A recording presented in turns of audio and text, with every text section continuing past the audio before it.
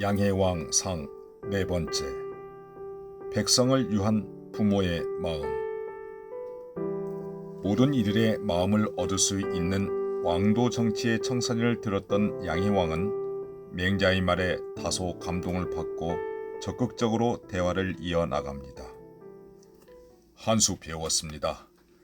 말씀을 듣고 보니 작은 은혜를 베푸는 것이 왕도 정치를 행하는 것만 같지 못하며 민심 이반의 죄를 흉년 탓으로 돌리는 것은 마땅하지 않다고 생각합니다.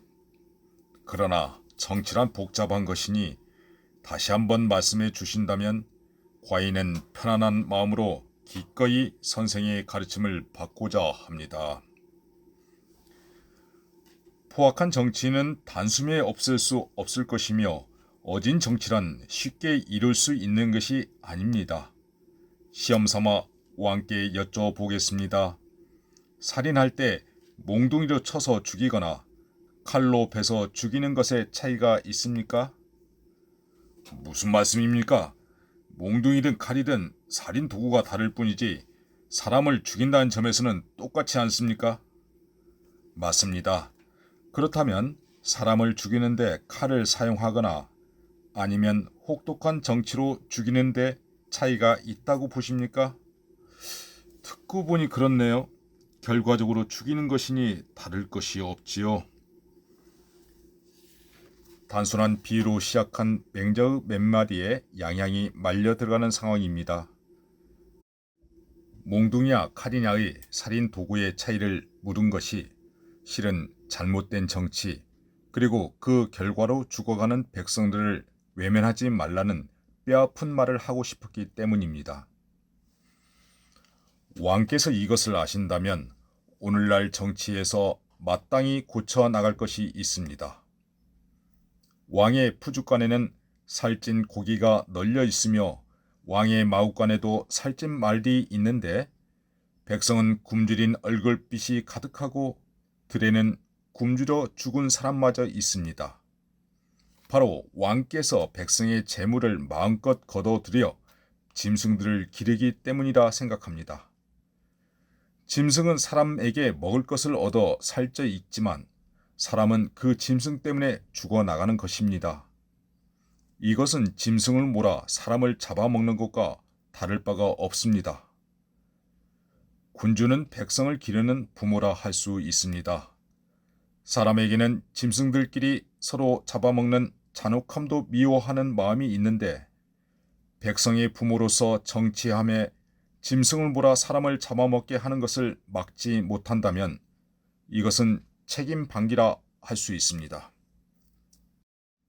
백성을 자식처럼 여기는 책임을 가진 군주로서 도리어 백성을 잔인하게 죽이는 정치를 하신다면 그 누가 백성의 부모라 말할 수 있겠습니까? 공자께서 말씀하시기를 처음으로 나무 허수아비를 만든 자는 그 후손이 끊어질 것이도다 하였습니다. 공자가 미워하신 이유가 무엇이었겠습니까? 그 옛날에는 풀단을 묶은 허수아비도 대충이나마 사람의 형상을 만들어 장례 때 순장용으로 사용하였습니다. 그러다 어느 사이엔가 눈동자도 있고 움직임도 있게 하여 너무도 사람과 유사하게 바뀌게 되었습니다. 사람의 형상을 만들어 장례를 지내는 것이 정말로 사람을 죽게 만드는 것이 아님에도 불구하고 사람을 가지고 장난치는 듯 하여 공자는 후사가 없을 것이다 말할 정도로 미워했던 것입니다. 그런데 어찌하여 백성의 재물을 긁어모아 짐승을 기르고 오히려 이 백성들을 굶주려 죽게 한단 말입니까?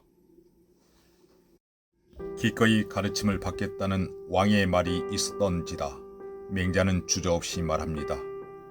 포악한 정치가 몽둥이나 칼날보다 무섭고 짐승들끼리 서로 잡아먹는 약육강식의 현장을 보는 것도 짠한 마음이 들 때가 있습니다. 그런데 백성의 세금을 걷어들여 짐승들의 배만 채운다면 짐승을 몰아 사람을 잡아먹게 하는 것과 다름이 없다는 것이겠지요. 이는 백성의 부모 역할을 제대로 하는, 즉 위민 부모의 마음으로 백성을 사랑하는 어진 정치를 강조하는 말입니다.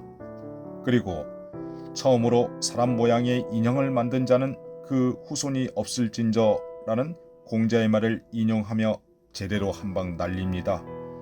백성으로 하여금 굶주려 죽게 하면 백성의 부모된 자의 책임 방기이며 또한 그 재앙이 자손들에게까지 미칠 수 있음을 은연중에 말하기 때문입니다. 왕이시여, 제발 백성을 생각하는 부모의 마음으로 어진 정치에 임하소서.